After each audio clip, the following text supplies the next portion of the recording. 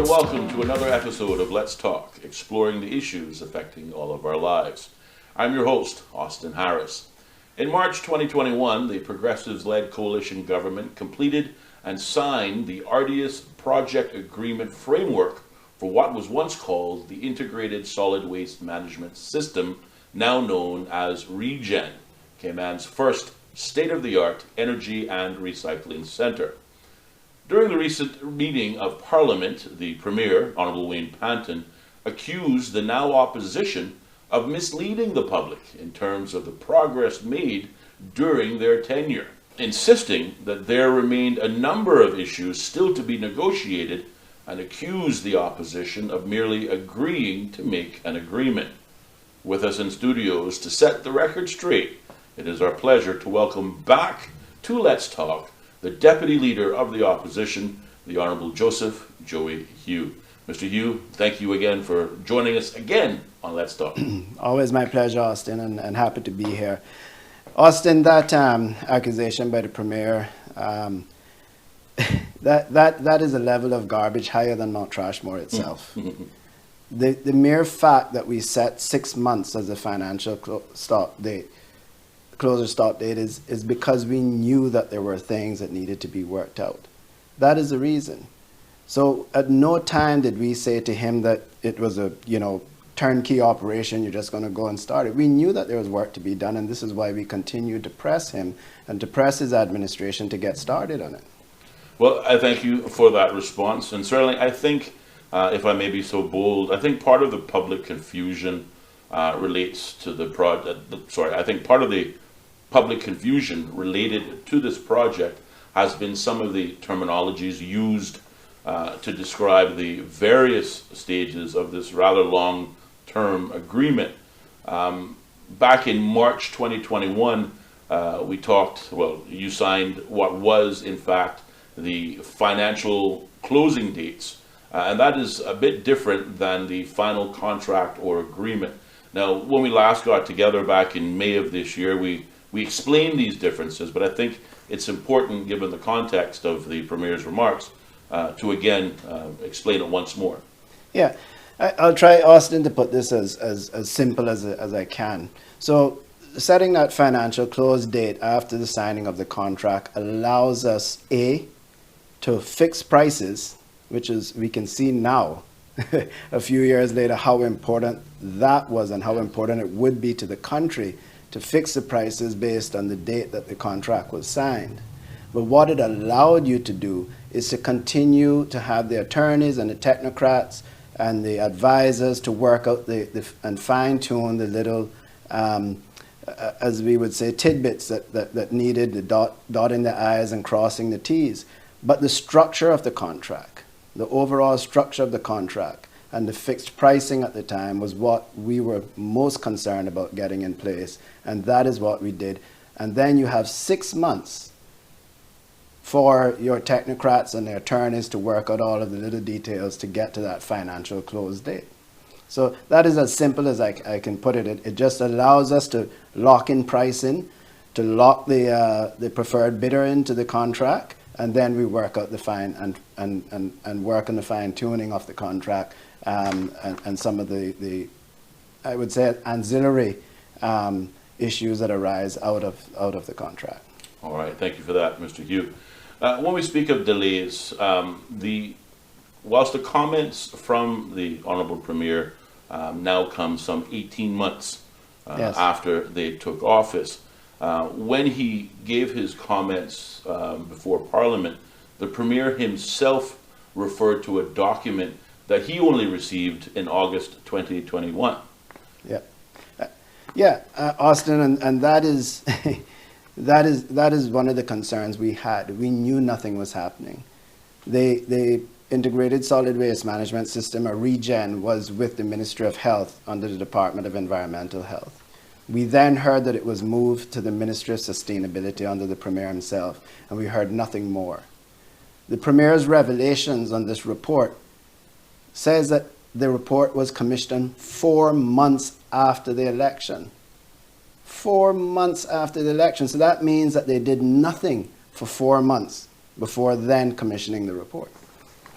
Now, the Premier also went on to state that the Auditor General reviewed the project as it stood when they took office, and she concluded that the project didn't represent value for money, which I find particularly interesting given the sheer number of advisors the previous administration worked with, whether they be government or private sector. Certainly from the private sector side, KPMG spent a significant amount of time guiding and advising the previous administration on this project. How would you respond to those remarks, particularly from the Auditor General, that it doesn't represent value for money? Yeah, I'm going to first of all give a personal opinion here. We haven't been able to see the report. We hear of this report, but it has not been published. We've not been able to get a copy of it. I'm going to say that the report probably speaks to land prices. But of course, the difference between land prices back then and land prices today are completely different. But as I said earlier, is she also looking at construction costs? Is she looking at all of the other costs that have been elevated as well? So land prices have gone up. So if you're going to look back at a deal made a few years ago on land swaps or the price of land, yes, you may have some concern there, but are you also looking at the other aspects of the contract where those prices were locked in at the same time? But in saying that, it's important for the country to know that financial advisors signed off on the decision to move the signing of the project agreement in March of 2021. The cabinet report that made the decision included a full report from KPMG, as you've said. This gives us the reassurance we needed to sign the project agreement. So yes, there were experts on board throughout the entire negotiations, and the final report included the report from KPMG that guided the cabinet in the final decision on this. Well, I have to ask, certainly with all the back and forth, there is a greater, perhaps more menacing threat that continues to present a clear and present danger to hundreds, if not thousands, of citizens. And that is, of course, the risk of flash fires, which we've already seen happen this year. What are your thoughts on whether or not the present administration will be successful in bringing about a final closing agreement to what has been a decades-long conversation on dealing with Mount Trashmore? Yeah. So, Austin, for the most part, the announcements by the Premier were encouraging. We're happy that they're moving forward. We're happy that negotiations are continuing. We're happy that they've finally started the environmental impact assessment. So overall, that's all good news. But what we have been concerned about, and in particular myself as the representative for George Town North, is the time that it has taken us to get to this point, A, and the treatment of the landfill as it is now, and whether or not, A, safety protocols are being followed for the employees of the Department of Environmental Health, B, if the landfill is being compacted and layered as it should be, and C, the risk of fires and the health hazards to all of my Georgetown North constituents. Webb Road, just to the north. Across the street, Washington Boulevard, Swamp area. Straight across from it, the Watlers Road, Dog City area. Then you got Parkway, you got Whitehall, and on, you got Jasmine. And then, of course, you have the tourism sector on 7 Mile Beach. These are all places that are affected by fumes, and God forbid, should there be a fire or a fire that gets out of control, because I've been informed that there have been fires deep-seated in there, and you can see where they're pumping water onto the landfill, and that water just leaches through and goes into the dikes, into the ocean, to keep those fires at bay. But if a fire breaks out, and I hope and I pray that it never does, at the new location, which is hundreds of yards closer to the main road and to my communities in Georgetown North than the big fire we had a few years ago, it is going to be catastrophic. It is going to have an adverse effect on the citizens of Georgetown North and on our 7 Mile Beach tourism area. The Premier in his statement in the House spent more time accusing the progressives of misleading the country in getting us to the closest point we've ever been, or closest point we've ever had to resolving a decade-old issue of the landfill. He also went on to accuse myself of saying that the staff at the Department of Environmental Health are not capable of taking care of the landfill. The staff at the Department of Environmental Health across the board are all very hard-working individuals. I have accused the PACT government of not giving them the tools and the budget that they need to carry out their jobs properly. Yeah.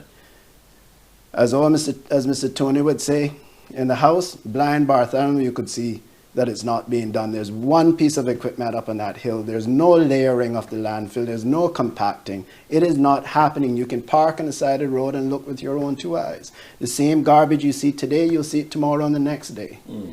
Right? So the Premier goes on to say, I have been assured by the team at the Department of Environmental Health, and I'm reading from his statement, that they are confident in our ability to manage the existing landfill footprints to its fullest until the Regen facility are commissioned and operational, which is expected to be now in 2026. So the timeline has moved another year.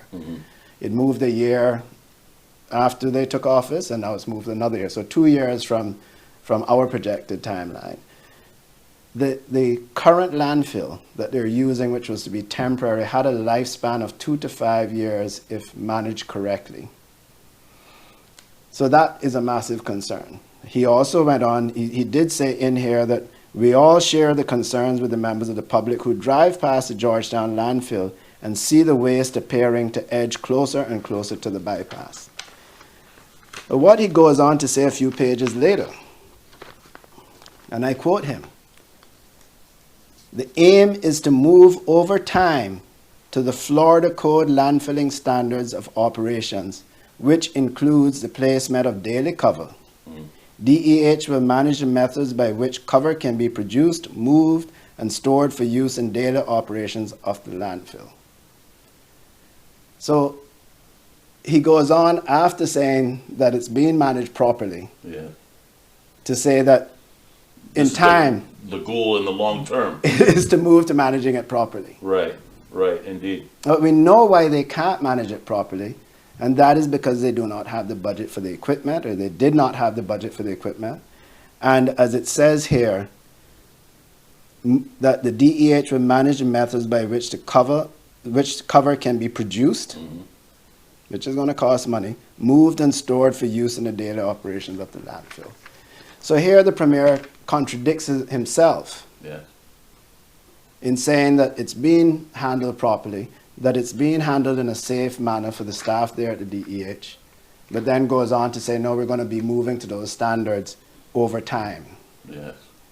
And so that is and that's certainly my major concern for my constituents in Georgetown North, but I also have grave concern for the safety and health of the officers in DEH working up there on that landfill.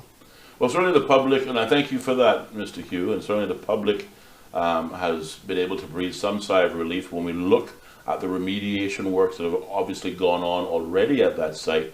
But I think we're a bit more discouraged now when we hear you say that the proper techniques of layering and otherwise are not happening, but we're just simply covering the trash with marl. Yeah, and this was a situation we found back in 2013 when we took office.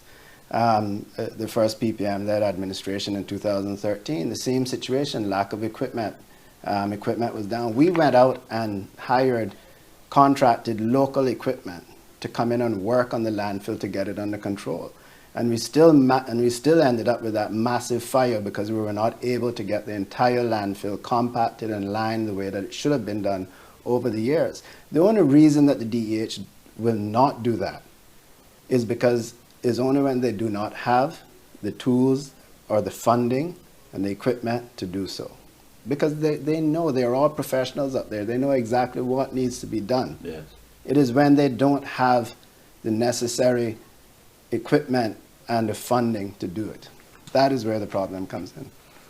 Let's fast forward to the, a signed contract with Regen, and of course the DART group then start to develop the state-of-the-art energy and recycling center. At that point in time, what role will the Department of Environmental Health play as it relates to the landfill and its operations? Yeah, that's a good point.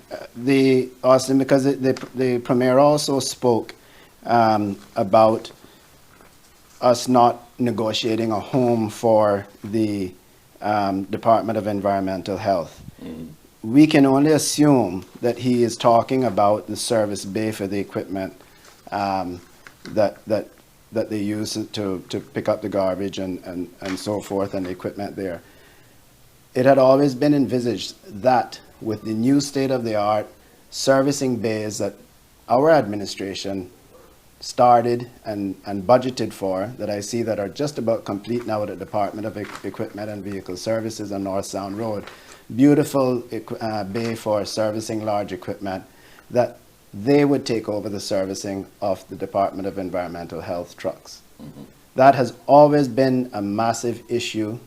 Some stuff was being done by Department of Vehicle and Equipment Services, and some was being done by the Department of Environmental Health themselves. The Department of Equipment and Vehicle Services now have a much better facilities to deal with it, and the idea was that we would move the servicing from the Department of Environmental Health to where it should be, and that is with the Department of Equipment and Vehicle Services. So we can only assume that that is what he is speaking to. Yeah. We also, in the contract, ensured that we secured the employment of all the Caymanian Department of Environmental Health workers there. Between the environmental sorting area and the government retaining the actual garbage collection, we ensured that we secured the future and the jobs for the Caymanians there. So all of that was taken into consideration. So we're not entirely sure what the Premier is talking about there, but we assume he's speaking about the service bays, and I know that the Department of Vehicle and Equipment Services are more than capable to handle those. Well, there certainly has been, without question, a lot of back and forth on this project, certainly under the current administration. I recall their strategic policy statement that came out months after they first got elected in 2021, where the Premier stated quite unequivocally that the landfill was not a pressing priority for his government. But again, due to opposition pressure, that got put back on the table. Certainly it has to be a priority for the Cayman Islands, and I think we've all stated that this is not a political issue, nor should it be. No. It is an environmental disaster waiting to happen, should we not take the bull by the horns. And I'm encouraged to see that happening. Yeah, and Austin, what are we going to do? I mean, the environmental assessment that's being done, fantastic.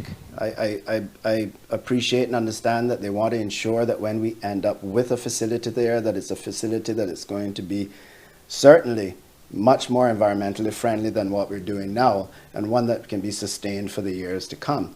But the truth be told is that we have nowhere else to go. I don't know. I know the Premier is not going to turn around and propose to move it back to Bordentown as it was proposed many years ago, that several members in Bordentown lost their seats for that. So I think what was the slogan? NIMBY. Not in Bordentown, Bobo. Yeah, that's right. That's right. So I know that is not going to happen, and I am deeply disappointed in this, and I know that the people of George Town North are also deeply disappointed, and as should be everyone in the Cayman Islands, because it's an eyesore to us all. Yeah. Right? Especially where it is now, we see it growing and growing daily, and all we're getting is, like I said, we were so happy that we did get an update from the Premier last month. Yeah. That is encouraging, and we do not want to create any obstacles in his way of getting this done.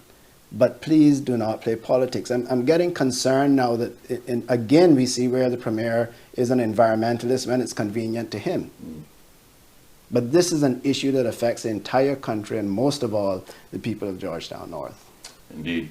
Well, Mr. Hew, again, we thank you for taking time out of your busy schedule to come in and sort of clear the air on this ongoing conversation. And to your point, this is a project that is in the national interest, and we shouldn't play politics with it. Any final remarks before we say farewell until next time? Thank you, Austin. No, I just, I think I've said enough, and I just want to encourage the government to continue to make this a priority for the country. It has been kicked around for way too long. As long as I can remember, there have been discussions about the landfill and what to do. This is the best opportunity we've had in decades. We're almost there. And I'm encouraged to hear that negotiations are progressing, but let's get it done. Let's get it done. If they can't get anything else done, which it seems that way, let's get this done. Indeed. Well, Mr. Hew, thank you again for your time. Just to sort of give the audiences a little preview of what's coming up next. The next time we invite you back in studios will be to discuss the recent Auditor General report on the NRA and pre-election spending, which we haven't seen yet, but certainly once we've had a chance to read that report, we'll have you back in studios once again, likely to set certainly your case before our audiences. But again, we thank you so much for taking the time, and certainly to our audiences, as always, we again say thank you for taking the time to tune in, and we hope you enjoyed today's conversation. Please tune in every Tuesday and Thursday at 4 p.m. for another episode of Let's Talk, exploring the issues affecting all of our lives. I'm your host, Austin Harris. Until next time.